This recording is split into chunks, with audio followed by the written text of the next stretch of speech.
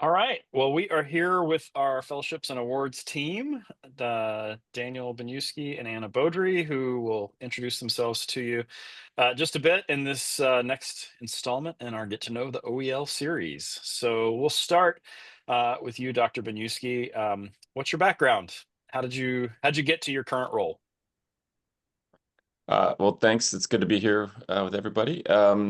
Yeah, my background is a meandering one. I started in psychology, was a mental health therapist initially, and was a psych undergrad major and did a master's degree in psychology and worked as a therapist for several years, and then made a shift to English and did a master's and PhD in English, and so. After that, taught English for a few years, and now, which led me to my current role, which kind of combines the two. So that's my background. Great. And yeah, I'm Anna Beaudry, and I'm the Assistant Director of Fellowships and Awards. And I began my post-college career as an educator. I taught middle and high school literature and public speaking. Had one very misdirected year as a first grade teacher. We don't talk about that. But then I returned to graduate school. I really missed diving into literature at that kind of more deep level. Um, and so, yes, completed my master's and my PhD. And I really have found that I enjoy the administrative side more than the teaching side. We'll call it the ADHD. I just like having new projects and things to work on every day and every week. So I've been crazy heading into my third year in this office, which is kind of wild. Yeah. Wow. Well, tell us about your job. What's your role? What fills your day? What fills your time? Like what do you want people to know about the things that you do as in your respective roles? Oh. So, as the assistant director, I support Daniel as the director in the various projects, and I'm also the one who's physically here in Waco. So, any students who drop by the office or curious, just wander in as they're lost in Draper. um, I'm here, and so I tend to do a lot of our info sessions and kind of in-person office hours.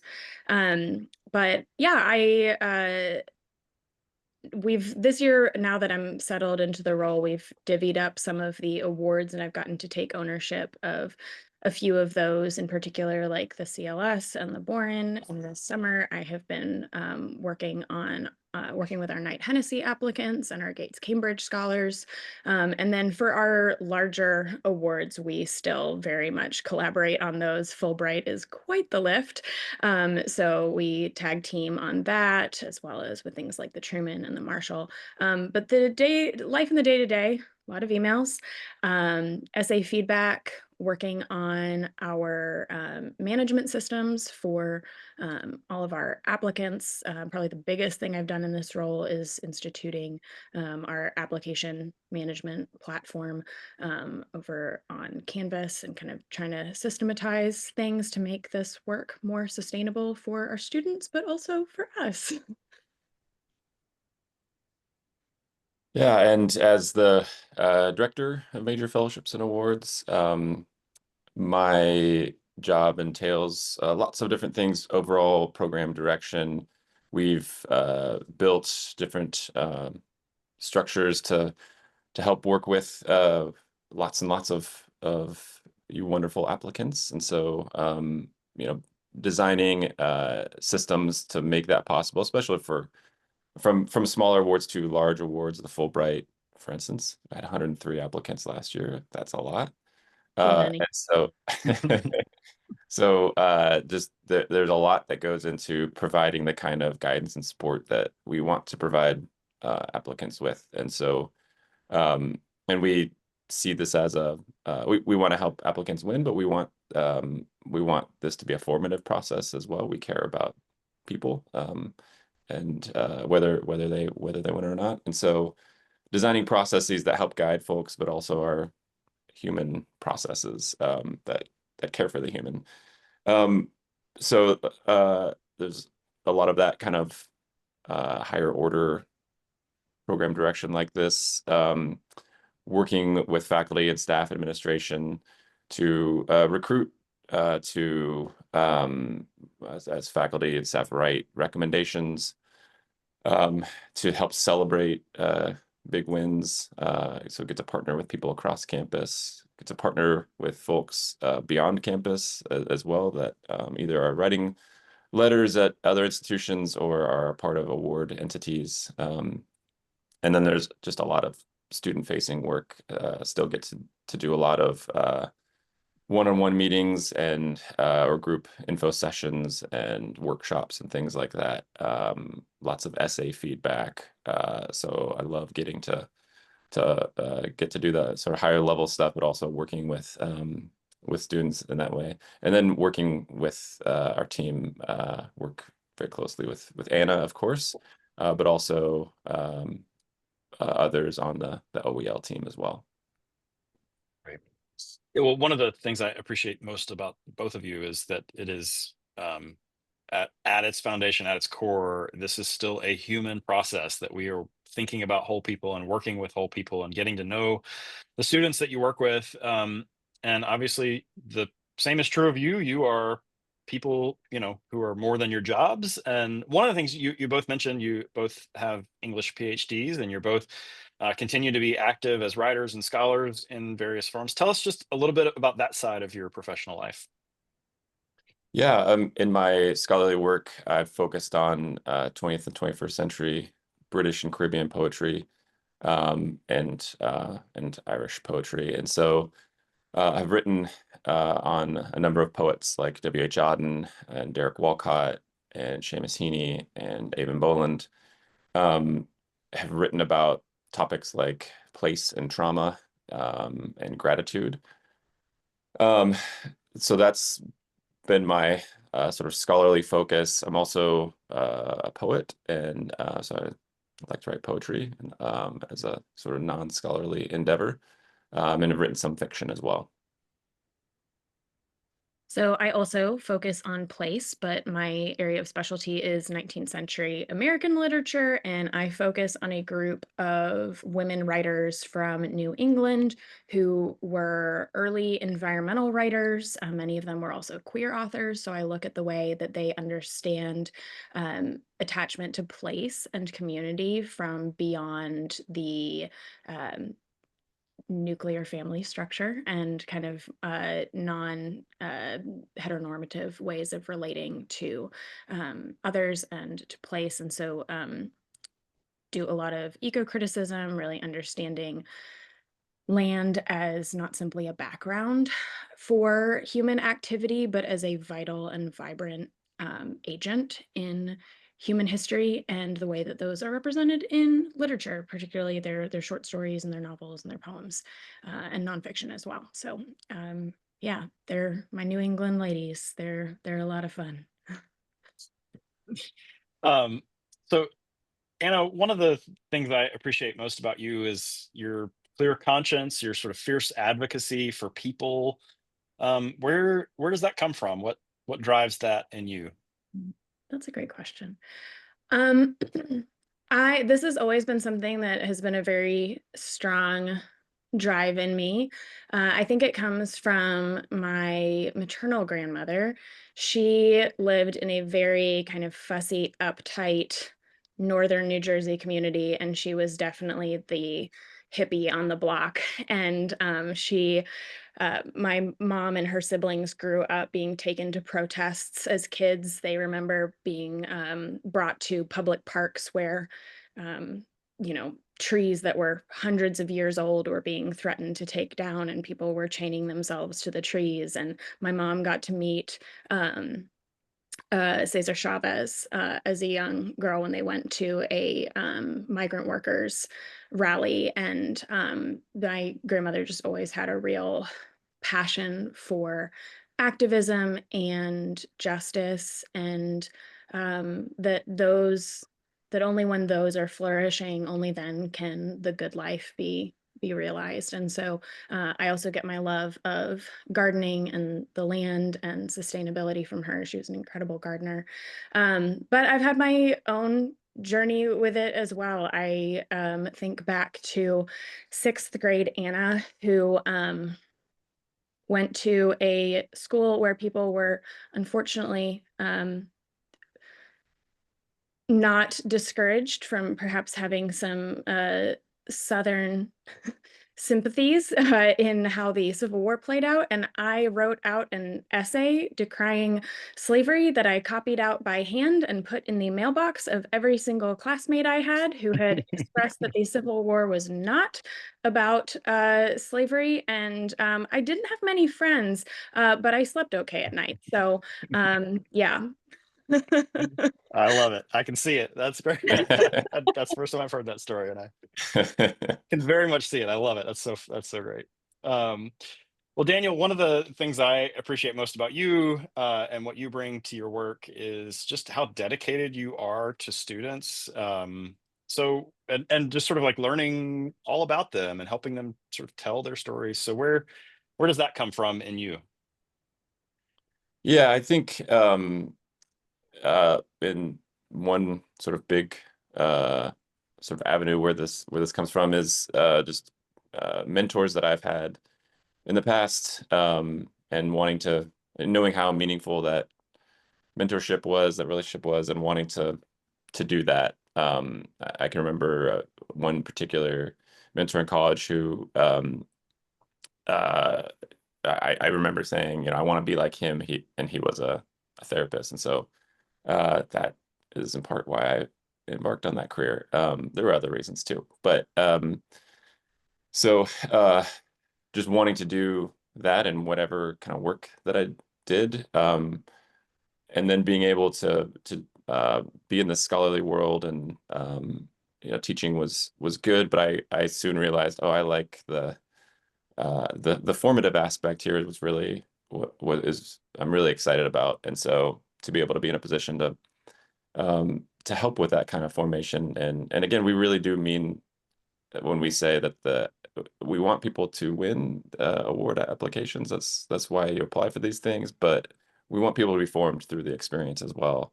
And so to be able to work with folks at that formative stage, college is a very formative time. So um, yeah, that I think it's the mentors that I've had that have when I've had interests, I didn't know what direction to take those interests, and but I knew that I wanted to go do things, whatever those things were.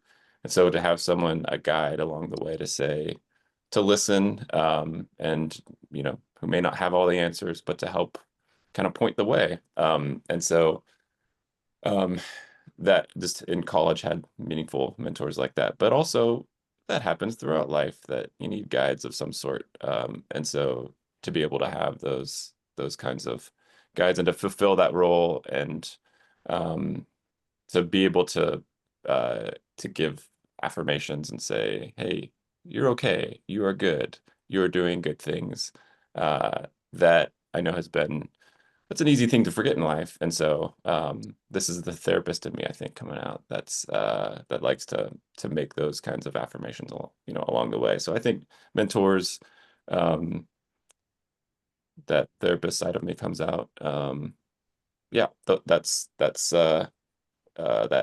I think are a couple of things that are kind of behind that Good. dedication to the formation of those we work with. Yeah, great. Thanks. So this is a question I love to ask people. We'll start with you, Dr. Minuski, and then go to you, Dr. Beaudry.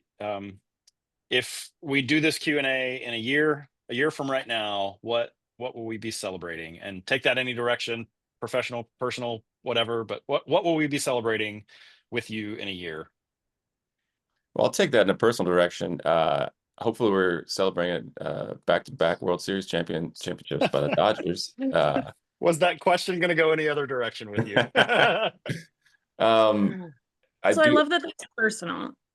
That is personal, right? Yeah. Yeah. Well, they rely on me for a lot. They do. I know they do. I know they do. Um, I do hope that happens, but I'm thinking in the sort of awards realm. I mean, I hope we're celebrating people who have won various awards because we know that these awards help launch people into all manner of careers and life trajectories. And they're just often fun. Many of them take you to live in another country. And so just hearing years and years of stories of folks who've just had great experiences. So we should certainly hope that, but I also hope we hear lots of stories of people who didn't win these awards but are still were formed by this experience. I often have students that reach out and say, I didn't win this thing, but this helped in this way. Thank you. And so yeah, I hope we hear many of those kinds of stories in kind of both directions.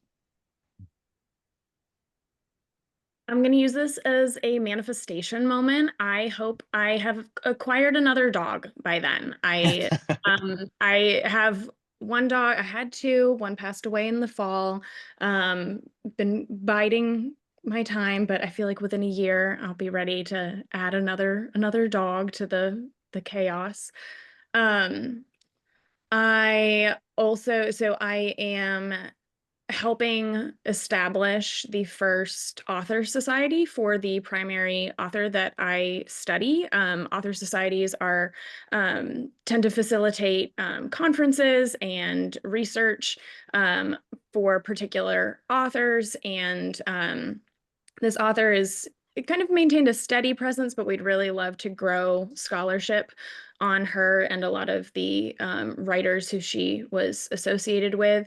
And so I am hoping that we have fully launched that society a year from now, and would really love to have either be in or through the 501(c)(3) process of getting that to become a nonprofit so that I can stop doing this work for free. Awesome. I didn't know you were doing that. That's great. It's really great. All right, last question. We'll start with you, Dr. Beaudry. Just help us get to know you beyond your profession. What occupies your time outside of the work that you do, and what sorts of thing brings you deep joy? Yeah. My garden brings me a lot of deep joy. I am always putzing around in the garden trying to grow new species of things. I have a kumquat tree that is producing right now that I am especially proud of. I've always wanted a kumquat tree, and that became a reality this year. And I've got probably I don't know, 10 to 15 little kumquats on there that I'll be very excited to watch them turn orange across the course of the fall and harvest those later this year. So just, yeah, always trying to learn more and become a better gardener.